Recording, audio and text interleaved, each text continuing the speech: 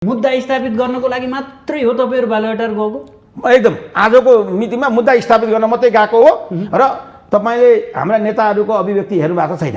मुद्दा स्थापितको लागि नेगोसिएसन गरेका हौं, सरकारमा जाने, ओलीको गभर्नमेन्टलाई सपोर्ट गर्ने कुरो कुनै पनि छलफल भएको छैन, कुनै पनि नेगोसिएसन भएको छैन भन्ने कुरा स्पष्ट नेताहरूले जुन नेताहरू त्यसमा संलग्न भएका छन् उनीहरूले बोलेकै कुरा हो।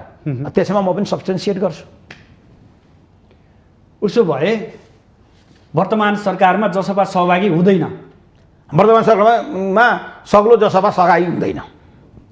सग्लो जसपा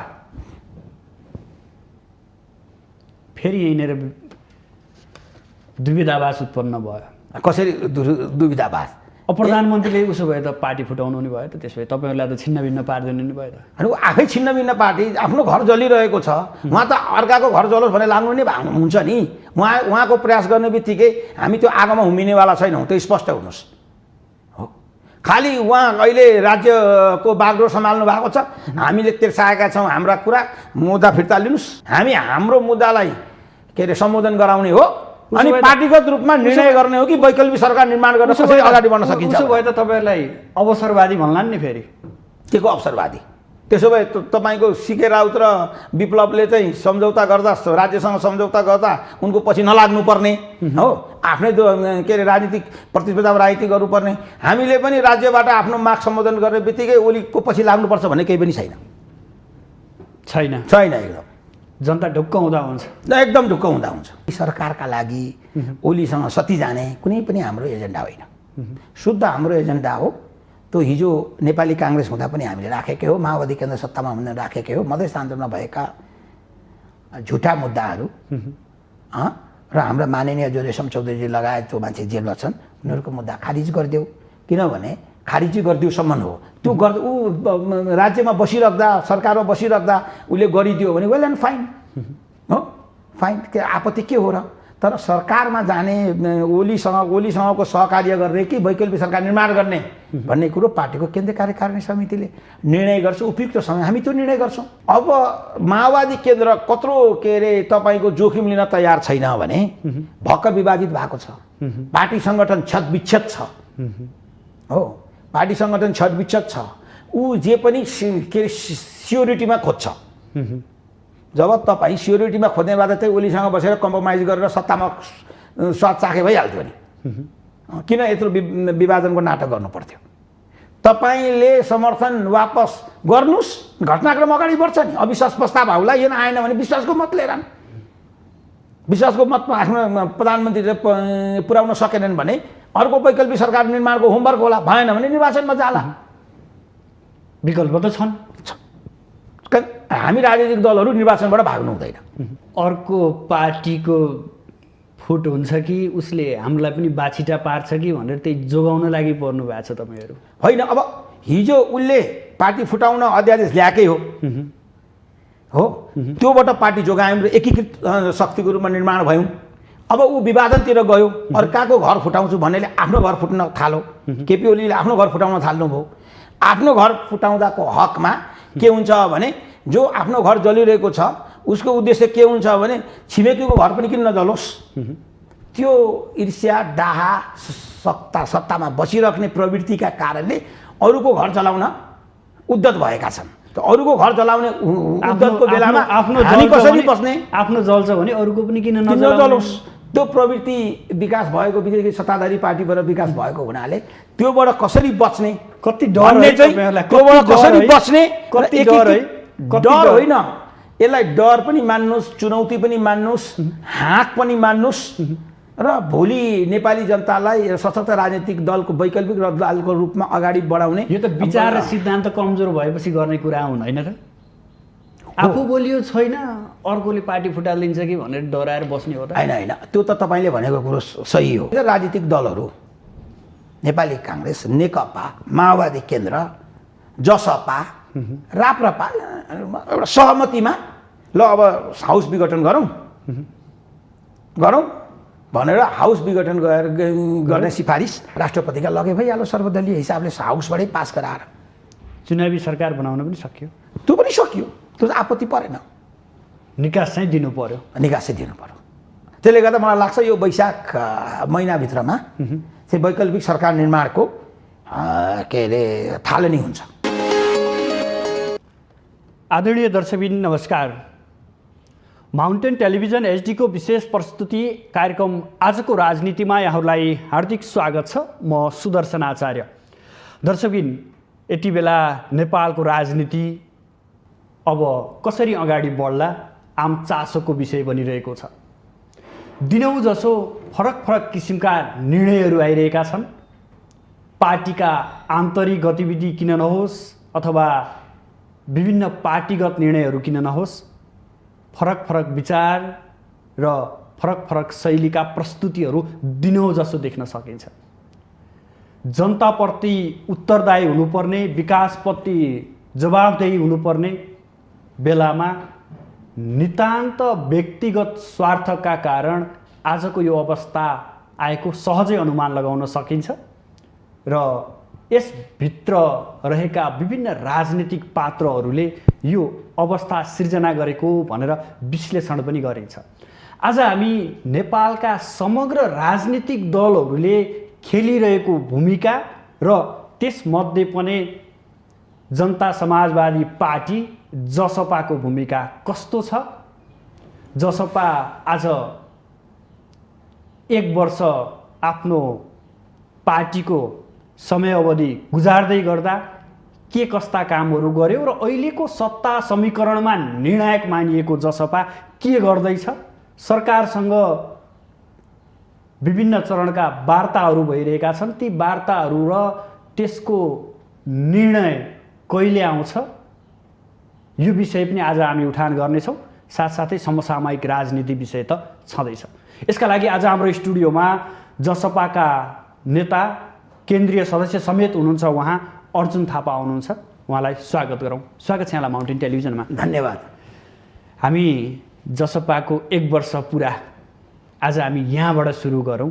यो 1 वर्ष कार्यकाल कस्तो रह्यो, यसका उपलब्धिहरू के भए र साँच्चै जसपा एक भइसकेपछि, पार्टी एकीकरण भइसकेपछि धेरै विवाद छन्, त्यो विवाद अझै टुङ्गिया छैनन्। के गरेर बस्नुभयो यो वर्ष? मूलत पार्टी एकीकरणको जुन तदर्थका साथ दर्ता भयो त्यो चाहिँ त्यति बेला तात्कालिक परिस्थितिलाई हामीले बुझ्नुपर्ने जरुरी छ। त्यही भएर नेपाल कम्युनिस्ट पार्टीका तर्फबाट अध्यक्ष तथा प्रधानमन्त्री केपी ओलीजीले एउटा अध्यादेश ल्याउनु भयो। त्यो ताका नेपाल कम्युनिस्ट पार्टीभित्र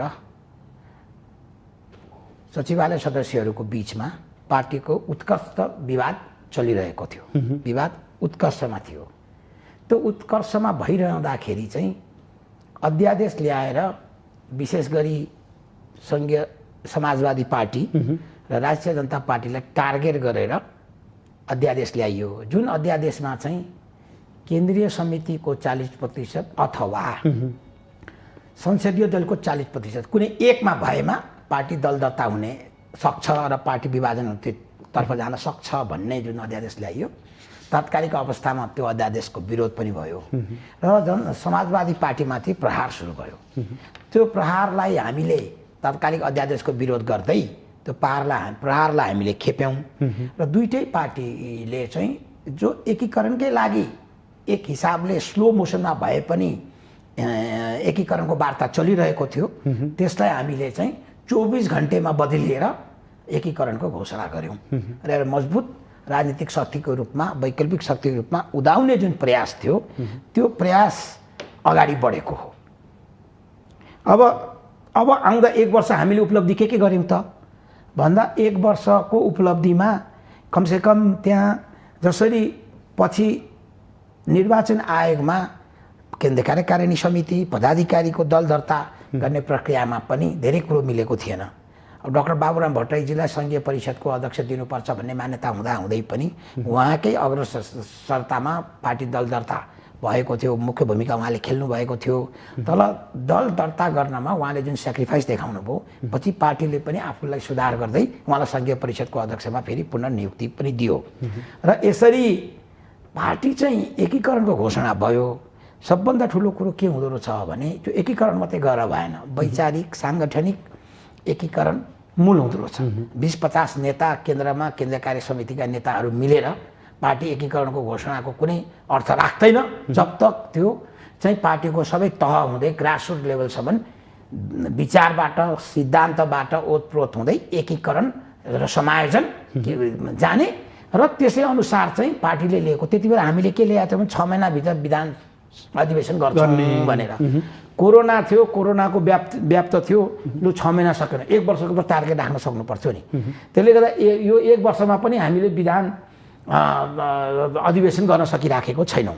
भन्न खोजेको एकीकरण पनि भयौँ, संसदमा चाहिँ संसदीय दलको पनि समायोजन भयो। आजको सम्ममा संसदीय दलको नेता चयन गर्न सकेका छैनौँ। 75 जिल्लामा करिब 65 जिल्लामा जिल्ला कमिटी पनि समायोजन भइसके। तर वैचारिक रूपमा पनि पार्टीले चाहिँ तपाईँको सङ्घीय समाजवादलाई नै अँगालेको छ। त्यो हुँदाहुँदै पनि अझै पनि अहिलेको राजनीतिक परिस्थितिमा नेकपा सकिएको छैन। तर हुँदो के रहेछ भने नेकपा पार्टी जो 2/3 बहुमतसँग नजिक थियो ऊ विभाजनतिर लाग्यो र उसको विभाजनले बाछिठा अहिले हामीमा परेको छ। त्यसले गर्दा अब अहिले हाम्रो चुनौती के हो भने पार्टीको संस्थागत विकास गर्ने। 1 वर्षको कार्यकालमा जे हामी काम गर्न चुक्यौँ, पार्टीको संस्थागत विकास गर्न चुकेका छौँ, पूर्ण रूपमा समायोजन गरिसकेका छैनौँ। लिडरसिपको बिचमा जुन किसिमको अन्तर्घुलन हुनु पर्थ्यो त्यो अन्तर्घुलन पनि बाँकी नै रहेछ भने बुझ्यौँ। त्यसले गर्दा आगामी दिनमा चाहिँ यी सर्ट कमिङ्सहरूलाई, कमजोरीहरूलाई हटाउँदै जुन नेकपाको विभाजनको बाछिटा परेको छ त्यसलाई पनि धुँदै टकटकाउँदै कसरी अगाडि बढ्ने भन्ने चुनौती हो। अर्को पार्टीको फुट हुन्छ कि उसले हामीलाई पनि बाछिटा पार्छ कि भनेर त्यही जोगाउन लागि पर्नु भएको छ तपाईँहरू? होइन, अब हिजो उसले पार्टी फुटाउन अध्यादेश ल्याएकै हो, त्योबाट पार्टी जोगायौँ र एकीकृत शक्तिको रूपमा निर्माण भयौँ। अब ऊ विभाजनतिर गयो, अर्काको घर फुटाउँछु भन्नेले आफ्नो घर फुट्न थाल्यो। केपी ओलीले आफ्नो घर फुटाउन थाल्नुभयो। आफ्नो घर फुटाउँदाको हकमा के हुन्छ भने जो आफ्नो घर जलिरहेको छ उसको उद्देश्य के हुन्छ भने छिमेकीको घर पनि किन नजलोस्।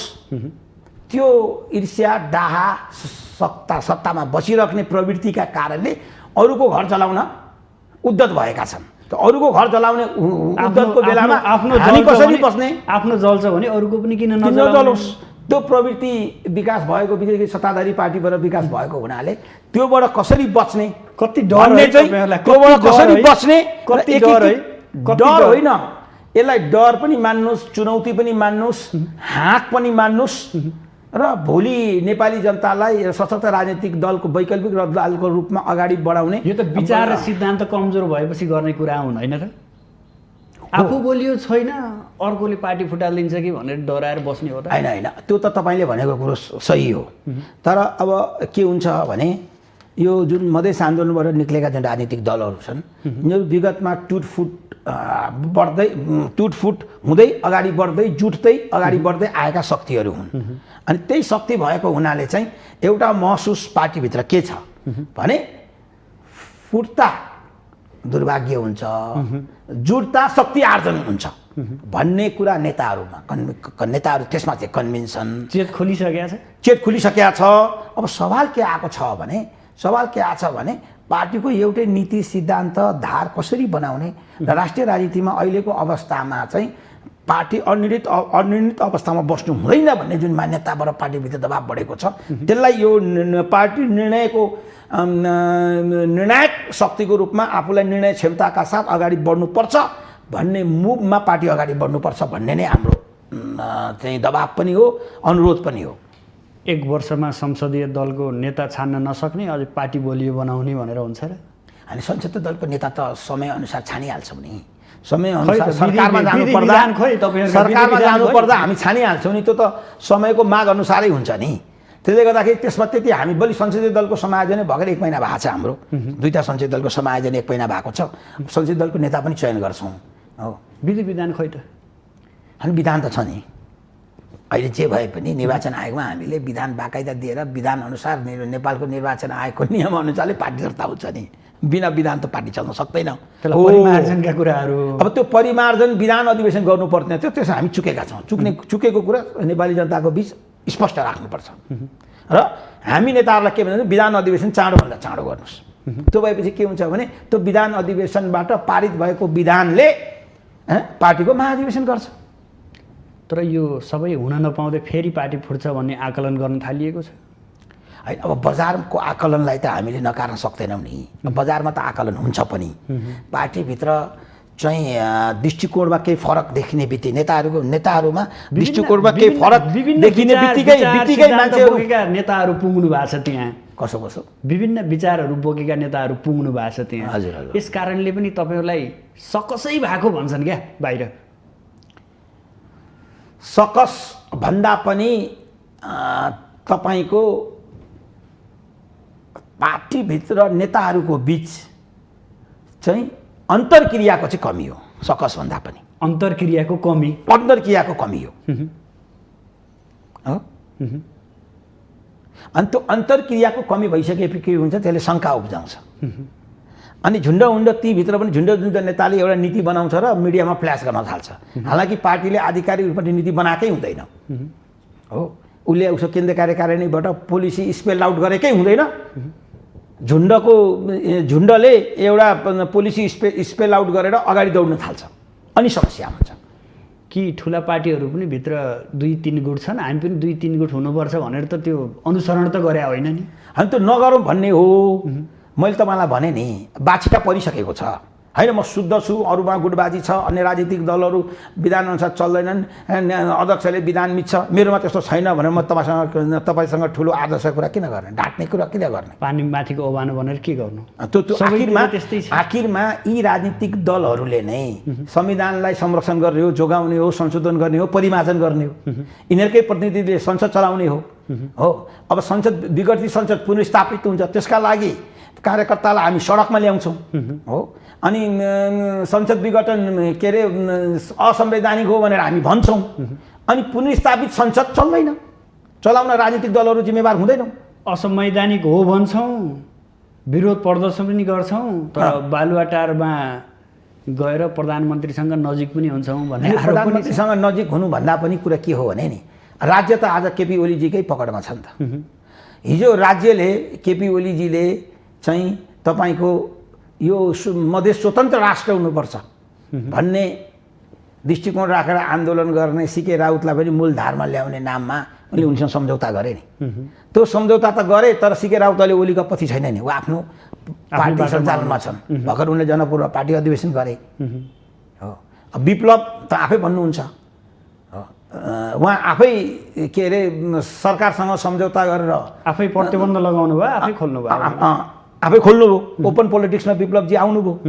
जब नेत्र विप्लवजी आइसकेपछि भोलि अपेक्षा के गरी संविधान अन्तर्गत उहाँ पनि चुनाव लड्नुहुन्छ, प्रतिस्पर्धा गर्नुहुन्छ भन्ने नै हो। त्यसकारण मधेस आन्दोलनका बेला, मधेस थरोड आन्दोलनका बेला विभिन्न मुद्दा लगाइएका छन्। त्यो सांसद जेलमा छन् रेशम चौधरीजी। भन्दा अहिले ओलीले सीके राउत विप्लवलाई त के अरे मूलधारमा ल्याउन म सफल भएँ भने हाँक्नेले ल हाम्रो यो मुद्दा सम्बोधन गर नि त, ल मुद्दा खारिज गर नि त, रेशम चौधरीलाई छुटाउन त भनेर राज्यसँग नेगोसिएट गरिराख्नु केही नेता, हाम्रा नेताहरूले गर्नु के आपत्तिमा हामी मान्दैनौँ। किनभने वैकल्पिक सरकारको निर्माणको पक्षमा मा 3 दलमा सहमति भइ नसकेको अवस्था पनि हो। र अर्को पनि कुरो के हो भने पार्टीको आजसम्मको के हो, हिजो केपी ओलीजीले संसद विघटन गरेको चाहिँ असंवैधानिक हो। त्यसको विरुद्ध पार्टी त्यसको विरुद्ध सङ्घर्ष गर्नुपर्छ भनेर पार्टीले भनेकै हो, नीतिगत रूपमा भनेको हो। र त्यसमा महन्तजी, राजेन्द्रजी, उपेन्द्रजी, बाबुरामजी सबैले त्यसमा सहमति जनाएर अगाडि बढेकै हो। अब पुनर्स्थापित संसद पछि चाहिँ के गर्ने, कुन लाइन लिने त? वैकल्पिक सरकार निर्माणमा आफ्नो पनि मुद्दा सम्बोधन गर्दै अगाडि बढ्ने कि केपी ओली जो अहिले चाहिँ धर्मरमा हुनुहुन्छ, आफ्नै पार्टीभित्रको दोस्रो विभाजनतिर पार्टीले लगिराख्नु भएको छ, उहाँको कान थाप्ने। त्यसले गर्दाखेरि उहाँको कान चाहिँ हामी थाप्दैनौँ, त्यसमा सती हामी जाँदैनौँ। यो कुरो स्पष्ट छ, पार्टी पनि स्पष्ट छ। हामी के भन्छौँ, जब तक उहाँ कुर्सीमा हुनुहुन्छ, प्रधानमन्त्री हुनुहुन्छ, हामी मुद्दा स्थापित गर्नको लागि मात्रै हो तपाईँहरू बालुवाटार गएको? एकदम आजको मितिमा मुद्दा स्थापित गर्न मात्रै गएको हो। र तपाईँले हाम्रा नेताहरूको अभिव्यक्ति हेर्नु भएको छैन। मुद्दा स्थापितको लागि नेगोसिएसन गरेका हौँ, सरकारमा जाने, ओलीको गभर्मेन्टलाई सपोर्ट गर्ने कुरो कुनै पनि छलफल भएको छैन, कुनै पनि नेगोसिएसन भएको छैन भन्ने कुरा स्पष्ट नेताहरूले जुन नेताहरू त्यसमा संलग्न भएका छन् उनीहरूले बोलेकै कुरा हो। त्यसमा म पनि सब्सटेन्सिएट गर्छु। उसो भए वर्तमान सरकारमा जसपा सहभागी हुँदैन? वर्तमान सरकारमा सग्लो जसपा सहभागी हुँदैन। सग्लो जसपा फेरि यहीँनिर दुविधावास उत्पन्न भयो। कसरी दुविधावास? प्रधानमन्त्रीले उसो भए त पार्टी फुटाउनु नि भयो त, त्यसो भए तपाईँहरूलाई त छिन्न भिन्न पारिदिनु नि भयो त। अनि ऊ आफै छिन्न भिन्न पार्टी, आफ्नो घर जलिरहेको छ, उहाँ त अर्काको घर जलोस् भने लाग्नु नै हुन्छ नि। उहाँको प्रयास गर्ने बित्तिकै हामी त्यो आगोमा हुमिनेवाला छैनौँ, त्यो स्पष्ट हुनुहोस्। हो, खालि उहाँ अहिले राज्यको बागडोर सम्हाल्नु भएको छ, हामीले तिर्साएका छौँ हाम्रा कुरा, मुद्दा फिर्ता लिनुहोस्। हो, के अरे हतियार उठाएको आन्दोलन पनि होइन विप्लव जस्तो, हामी त शान्तिपूर्ण आन्दोलनमा भएको झडप भएका घरका घटनाहरूलाई प्रशासनले जुन दमन गरेको थियो त्यसै हकमा तपाईँ त्यसलाई सरलीकृत गर्नुहोस् र झुटा मुद्दा हटाउनुहोस् मात्रै भनेका छौँ। सरकारको पनि केही न केही स्वार्थ त होला नि। उनले त एकपक्षी रूपमा राखेका होलान् कुरा, मलाई टिकाइदिनुहोस्। हो, म तपाईँको यति काम गरिदिन्छु, हो मेरो त घर जलिसक्यो, फेरि पनि मलाई चुनाव गराउनु छ, वैकल्पिक सरकार निर्माण गर्नु छैन, छैन वैकल्पिक सरकार निर्माण नहुँदा मै नै निर्वाचन गराउँछु भन्ने आफ्नो रणनीति हिसाबले त अहिले नेकपा एमालेका अध्यक्ष सम्माननीय प्रधानमन्त्रीजी त लागि नै हुन्छ, के आपत्ति भयो र? उनको रणनीतिमा हामी फस्ने होइन नि। हो, उनले बुनेको जालोमा हामी फस्ने होइन, जालमा हामी फस्ने होइन। हामी हाम्रो मुद्दालाई के अरे सम्बोधन गराउने हो अनि पार्टीगत रूपमा निर्णय गर्ने हो कि वैकल्पिक सरकार निर्माण गर्न कसरी अगाडि बढ्न सकिन्छ। उसो भए त तपाईँहरूलाई अवसरवादी भन्लान् नि फेरि? के को अवसरवादी? त्यसो भए तपाईँको सिके राउत र विप्लवले चाहिँ सम्झौता गर्दा, राज्यसँग सम्झौता गर्दा उनको पछि नलाग्नु पर्ने हो, आफ्नै के अरे राजनीतिक प्रतिस्पर्धामा राजनीति गर्नुपर्ने, हामीले पनि राज्यबाट आफ्नो माग सम्बोधन गर्ने बित्तिकै ओलीको पछि लाग्नुपर्छ भन्ने केही पनि छैन। एकदम जनता ढुक्क हुँदा हुन्छ, एकदम ढुक्क हुँदा हुन्छ। अनि तपाईँहरूको माग सम्बोधन गर्ने अन्तिम चरणमा पुगेको छ भन्ने कुराहरू बाहिर आयो होइन? अब अन्तिम चरण त हामी जान्दैनौँ। के चाहिँ सुन्नमा चाहिँ आएको छ भने मुद्दाहरू खारिजी गर्नको प्रक्रियामा न्याय अधिवक्ता कार्यालयले चाहिँ होमवर्क गरिरहेको छ। चाँडै नै चाहिँ घोषणा हुन्छ भन्ने सुन्दैछौँ। 24 थान मुद्दाको छिनोफानो हुँदै भनेर कुराहरू बाहिर आएको छ। 24 होइन, 50 थान हुन्छ होला नि, किन 24 मात्रै, 100 थानै हुन्छ होला। तर प्रक्रियागत रूपमा चाहिँ अगाडि बढेको छ, गृह मन्त्रालयले त्यति काम गरेको छ, जे काम गरिरहेको छ राज्यले त्यसलाई रेकग्नाइज गर्नुपर्छ।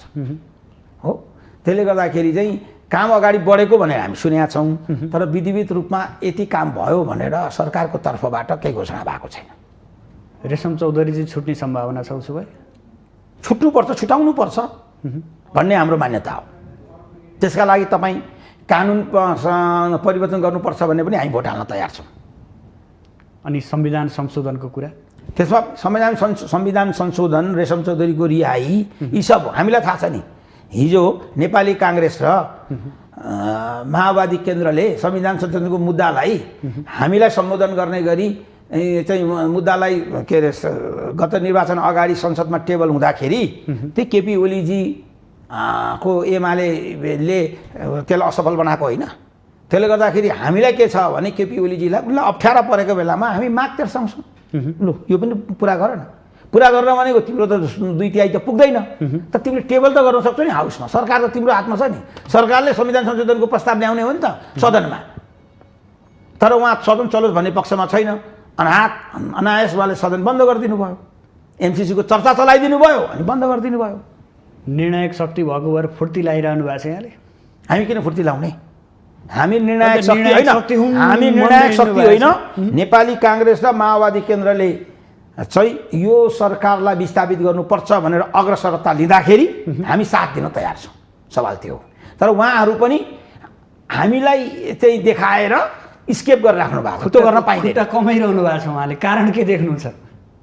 होइन त्यो कारण चाहिँ के हो भने नि अब भोलि वैकल्पिक सरकार निर्माण गर्ने क्रममा सङ्ख्या पुगेन अरे अविश्वास प्रस्ताव दर्ता भइसकेपछि निर्वाचनमै जाने हो नि त हो अन्ततगत निर्वाचनमा निर्वाचनमा जाने हो अर्ली इलेक्सन होला हो मध्यावधि नभएर अर्ली इलेक्सन होला 6 महिना 8 महिना 10 महिना अगाडि चुनाव सम्पन्न होला अब रहेको कुरो केपी ओली प्रधानमन्त्रीको डिजाइन हेर्दा के छ भने वैकल्पिक सरकार निर्माण नहोस् अर्ली इलेक्सन होस् उहाँ त्यही चाहिराख्नु भएको छ भनेपछि वैकल्पिक सरकार निर्माण गर्ने क्रममा असफलता हात लाग्यो भने पनि इलेक्सनै अगाडि हो अब माओवादी केन्द्र कत्रो के अरे तपाईँको जोखिम लिन तयार छैन भने भक्क विभाजित भएको छ पार्टी सङ्गठन छतविच्छेद छ हो पार्टी सङ्गठन छतविच्छेद छ ऊ जे पनि के अरे सियोरिटीमा खोज्छ जब तपाईँ सियोरिटीमा खोज्ने भए चाहिँ ओलीसँग बसेर कम्प्रोमाइज गरेर सत्तामा स्वाद चाखे भइहाल्थ्यो नि किन यत्रो विभाजनको नाटक गर्नु पर्थ्यो तपाईँले समर्थन वापस गर्नुहोस् घटनाक्रम अगाडि बढ्छ नि अविश्वास प्रस्ताव आउला यो आएन भने विश्वासको मत लिएर विश्वासको मतमा आफ्नो प्रधानमन्त्रीले पुर्याउन सकेनन् भने अर्को वैकल्पिक सरकार निर्माणको होमवर्क होला भएन भने निर्वाचनमा जाला विकल्प त छन् हामी राजनीतिक दलहरू निर्वाचनबाट भाग्नु हुँदैन र आजको मितिमा यो अर्ली इलेक्सन गर्ने बाध्यता गराउने त नेकपा हो नि नेपाली काङ्ग्रेस पनि होइन शुद्ध नेकपा हो र अहिले नेकपाको दुईटा फ्याक्सन हुन् तेस्रो फ्याक्सन पनि बल्ला माधव नेपाल पक्षको यो तीनवटा फ्याक्सन जिम्मेदार छन् अहिले मुलुकको राजनीतिक अस्थिरताका लागि कारण के देख्नु भएको छ यहाँ त विश्लेषण गर्नुभयो होला नि विश्लेषण एकदम छ तपाईँ 46 सालपछि बहुदल आयो नि नेपाली काङ्ग्रेसको मेजोरिटी गभर्मेन्ट आयो नेपाली काङ्ग्रेसलाई 5 वर्ष जनताले त म्यान्डेट दिएका हुन् गिजा हो 2.5 वर्षमा मध्यावधिमा जानुभयो आफ्नो गृह कलहका कारणले त्यसपछि पुनः फेरि तपाईँको शेरबहादुरको पालामा फेरि नेपाली कङ्ग्रेसको मेजोरिटी आयो भट्टराईजीलाई प्रधानमन्त्री बनाइयो हो भट्टराईजीलाई गिजाबाबुले हटाउन प्रयास गर्नुभयो भट्टराईजी जस्ता महान नेता गान्धीवादी नेता कहाँ पाउनु उनले किन किचकिच गर्छ छोडिदिनु भयो गिरिजाबाबु आउनुभयो अनि गिरिजाबाबुले सम्हाल्न सक्नु भएन शेरबहादुरजी आए त्यहाँ पनि 5 वर्षको टर्म कम्प्लिट भएन उल्टै प्रजातन्त्र धरापमा पर्यो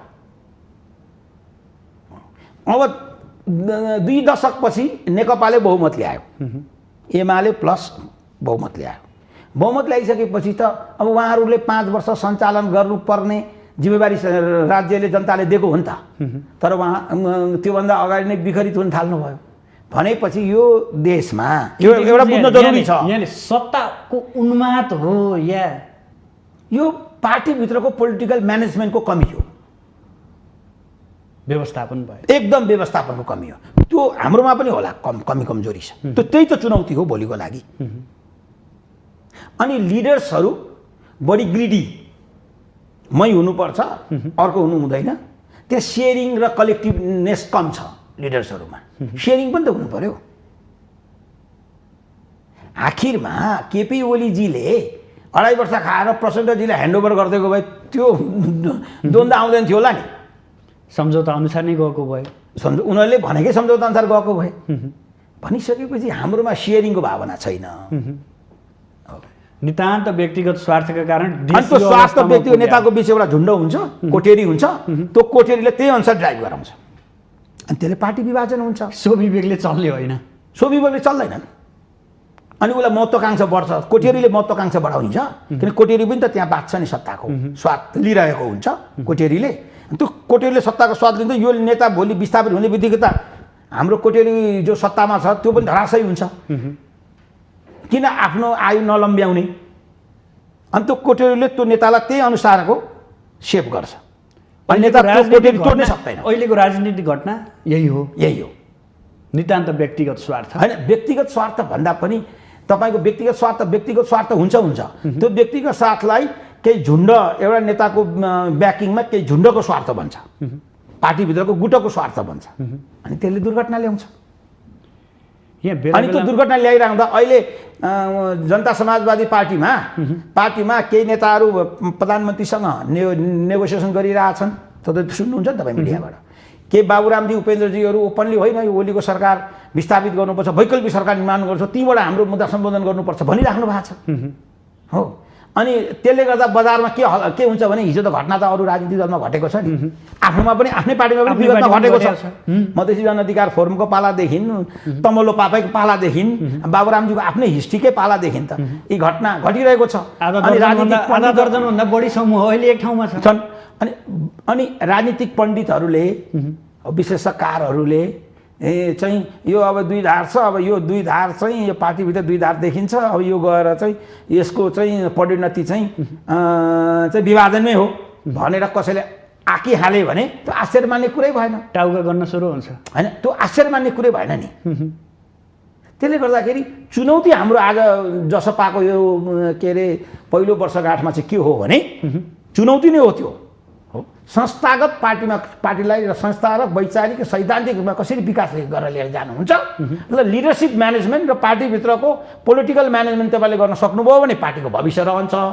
त्यसकारण अब तपाईँले विधान अधिवेशनको घोषणा गराउनुहोस्, त्यही अनुसार महाधिवेशनको घोषणा गर्नुहोस्, त्यही अनुसार ओली सरकारको हकमा तपाईँ एउटा नीति लिनुहोस्। वैकल्पिक सरकार निर्माण गर्ने हो भने त्यही अनुसार निर्णायक शक्तिको रूपमा जो निर्णायक शक्ति छ भनेर दुनियाँले भनिरहेको बेलामा तपाईँ निर्णायक शक्ति देखाउन पनि नसक्ने भने लाची भयो नि त। लाची किन हुने हो? अब समय आउँछ, एप्रोप्रिएट समय आइसकेको छ, तपाईँ निर्णायक शक्तिको रूपमा उभिनुहोस् एकताबद्ध भएर पार्टीमा। अनि पो जनताले भोलि वैकल्पिक पार्टीको रूपमा यो निर्माण हुँदैछ। अब नेकपा विघटित भएको अवस्था, नेपाली काङ्ग्रेसले पटक पटक बहुमत ल्याउँदा पनि सरकार सत्ता सञ्चालन गर्न नसकेको अवस्थामा ल यसलाई वैकल्पिक पार्टीको रूपमा सहयोग गर्छु भन्न सक्छन् नि, के आपत्ति भयो र? जनताले विकल्प रोज्न सक्छन्। आफ्नो बहुदलीय व्यवस्थामा त विकल्प रोज्ने नै हो नि। भनिदिनुहोस् न, यो बेलामा तपाईँसँग शीर्ष नेताहरूको पनि कुराकानी भेटघाट हुन्छ होला, के भन्नुहुन्छ उहाँहरू, उहाँको धारणा के छ? होइन अब मैले अब शीर्ष नेताहरूसँग कुराकानी गर्दाखेरि चाहिँ अब राजेन्द्रजीहरू महन्तजीहरू बडा शालीन साथ भन्नुहुन्छ, हामी सरकारका लागि ओलीसँग सती जाने कुनै पनि हाम्रो एजेन्डा होइन, शुद्ध हाम्रो एजेन्डा हो त्यो हिजो नेपाली काङ्ग्रेस हुँदा पनि हामीले राखेकै हो, माओवादी केन्द्र सत्तामा हुँदा राखेकै हो, मधेस आन्दोलनमा भएका झुटा मुद्दाहरू र हाम्रा माननीय जो रेशम चौधरी लगायत त्यो मान्छे जेलमा छन् उनीहरूको मुद्दा खारिज गरिदेऊ, किनभने खारिजी गरिदिउसम्म हो त्यो ऊ राज्यमा बसिराख्दा सरकारमा बसिराख्दा उसले गरिदियो भने वेल एन्ड फाइन हो, फाइन, के आपत्ति के हो र? तर सरकारमा जाने ओलीसँगको सहकार्य गर्ने कि वैकल्पिक सरकार निर्माण गर्ने भन्ने कुरो पार्टीको केन्द्रीय कार्यकारिणी समितिले निर्णय गर्छ, उपयुक्त समय हामी त्यो निर्णय गर्छौँ भन्नुहुन्छ। यता भूपेन्द्रजी र बाबुरामजी पार्टीले निर्णय हिजो गरेकै छ केन्द्रीय कार्यकारिणीमा कि यो असंवैधानिक कदम उठाएको हो संसद विघटन गरेर, त्यसले गर्दाखेरि ओली सरकारको विकल्प दिनुपर्ने समय आएको छ, त्यसका लागि अगाडि बढौँ भन्नुहुन्छ। त्यसले गर्दा त मलाई खालि यो बाहिरदेखि जस्तो तिक्तता भित्र छैन, बाहिरदेखि जस्तो तिक्तता त्यस्तो छैन हो। हाम्रा क्राइसिस हुँदा, सङ्कट हुँदा, दृष्टिकोण हुँदा अब तपाईँको अन्य राजनीतिक दलका ठुला नेताहरूले हामीसँग वार्ता गर्न बोलाउँदा 5 जना 6 जनाको हाम्रो टिम छ, त्यो टिमले छलफल गर्छ, जान्छ, भेटघाट गर्छ, शेरबाजी कहाँ गए, कुराकानी गरे, त्यसपछि आए 3 दिन आफैमा छलफल गरे हो। अनि फेरि आफ्नो पार्टीगत कार्यक्रममा लागे, अब समय आयो भने फेरि बस्छौँ। अब चाहिँ के समय के आइसकेको छ भने माओवादी केन्द्र र नेपाली काङ्ग्रेस डिसिसिभ हुनु पर्यो, किन आज 25% अविश्वास प्रस्ताव हाल्नको लागि काङ्ग्रेससँग पनि त्यो स्ट्रेन्थ छैन, 25% संसदको सङ्ख्याको 25% काङ्ग्रेस छैन, त्यो माओवादी केन्द्र र के अरे कङ्ग्रेस मिल्दा त्यो सङ्ख्या पुग्छ। माओवादी केन्द्र समर्थन किन तपाईँ जारी राख्ने, तपाईँ अविश्वास प्रस्ताव दर्ता गर्नुहोस्, हामी 7 दिन तयार छौँ। अब केही दिनभित्र यो सिनारियो देखिँदैछ भन्ने आकलन पनि गरिएको छ नि, सत्य हो? होइन, सिनारियो देखिन्छ, अब म्याच्योर भइसक्यो, एकदम मेजर। तपाईँ 2 हप्ताभित्रमा सब सिनियरहरू देखिनुहुन्छ, म आजको भोलि भन्न सक्दिनँ। 2 हप्ताभित्रमा अविश्वास प्रस्ताव आउने या केपी ओलीजीले विश्वासको मत लिनुपर्ने बाध्यता हुने। अबको 2 हप्ता राजनीति फरक कोर्समा जान्छ। अब यो दुईटै कुरा असफल भए, मानिलिउँ विश्वासको मत लिन केपी ओलीजी असफल हुनुभयो, वैकल्पिक सरकार निर्माण गर्ने क्रममा अविश्वासको प्रस्ताव फेल खायो भन्ने निर्वाचन छँदैछ नि, के आपत्ति भयो?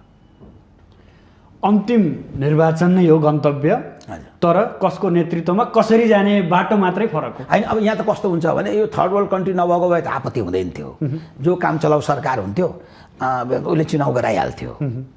अब आज बङ्गालमा चुनाव हुँदैछ 12-15 करोडको जनसङ्ख्या भएको बङ्गाल हो त निर्वाचन आयोगले टोटल तपाईँको एडमिनिस्ट्रेसन सब उसले कमान्ड गरेको छ हो त्यो निष्पक्ष निर्वाचन हुन्छ त्यो अर्को कुरा नि यो अब हाम्रोमा चाहिँ के भइदियो भने सत्तामा बसेर चुनावमा गइयो भने सत्ताको स्रोत साधन प्रशासनिक स्रोत साधन दुरुपयोग सदुपयोग गरेर चुनाव जित्न सकिन्छ कि भने मनसायबाट अगाडि बढेका छन् सदुपयोग या दुरुपयोग दुइटै हो नि सदुपयोग सत्तापछि त्यो सदुपयोग दुरुपयोग दुइटै गर्छ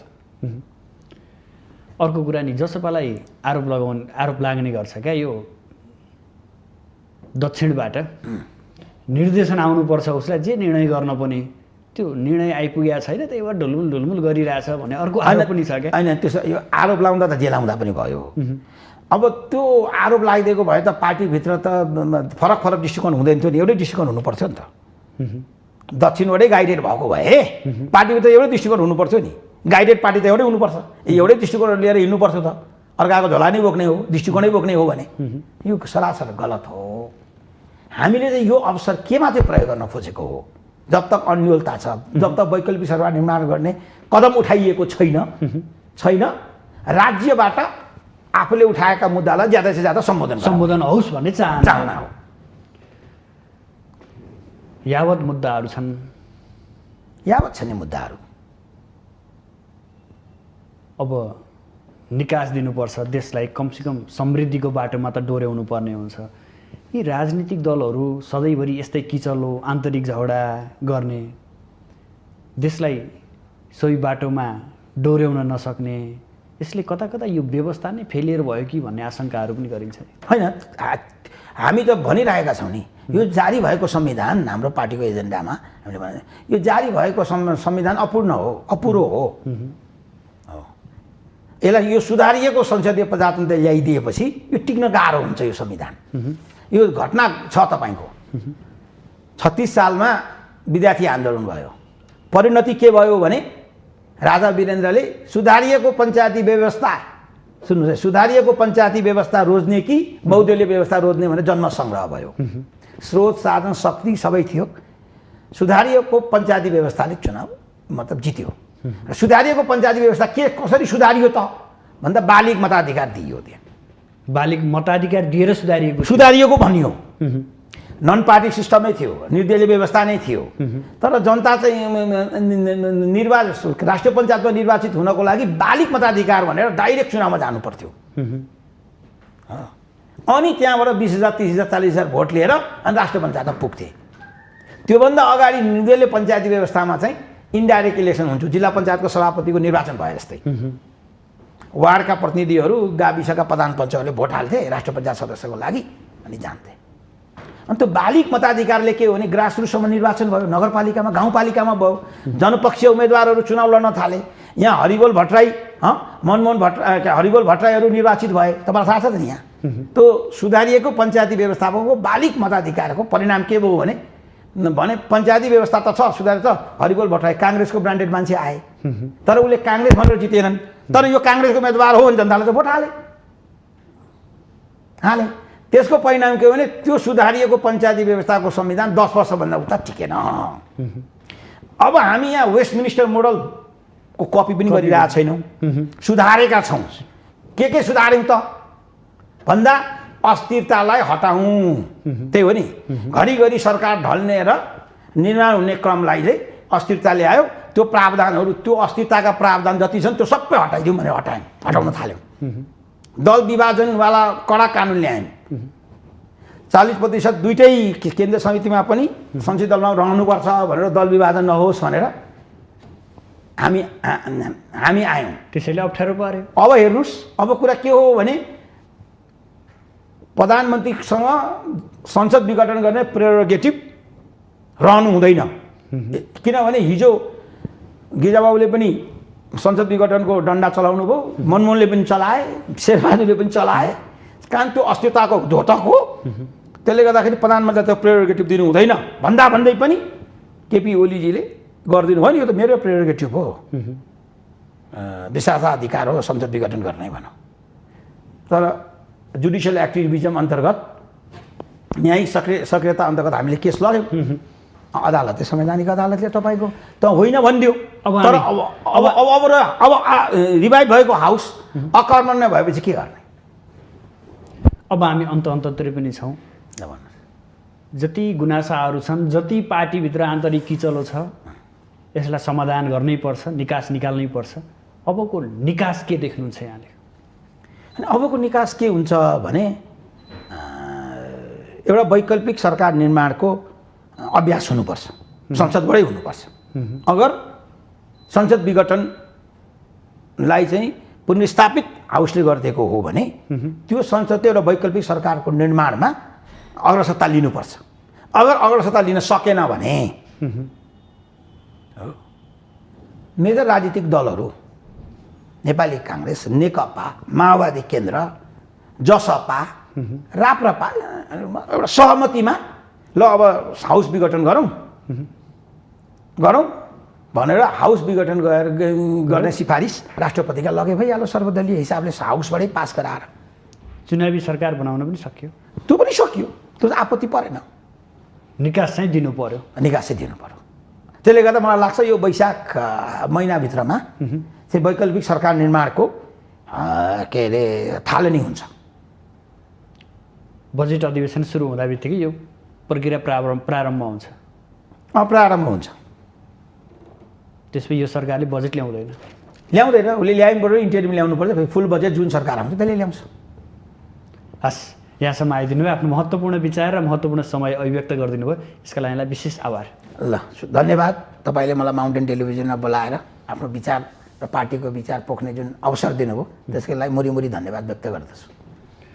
आदरणीय दर्शकबिन, आज हामी समसामयिक राजनीतिक घटनाक्रम र यसमा जनता समाजवादी पार्टीको भूमिका, साथसाथै जनता समाजवादी पार्टीको 1 वर्षका उपलब्धि र पार्टीभित्र देखिएका केही अन्तर्कुन्तरका मतान्तर कस्ता हुन् र अबको निकास के हुन सक्छ भन्ने विषयमा केन्द्रित रहेर बहस गऱ्यौँ। यसका लागि आज हाम्रो स्टुडियोमा जसपा नेता, उहाँ केन्द्रीय सदस्य समेत हुनुहुन्छ अर्जुन थापा हुनुहुन्थ्यो।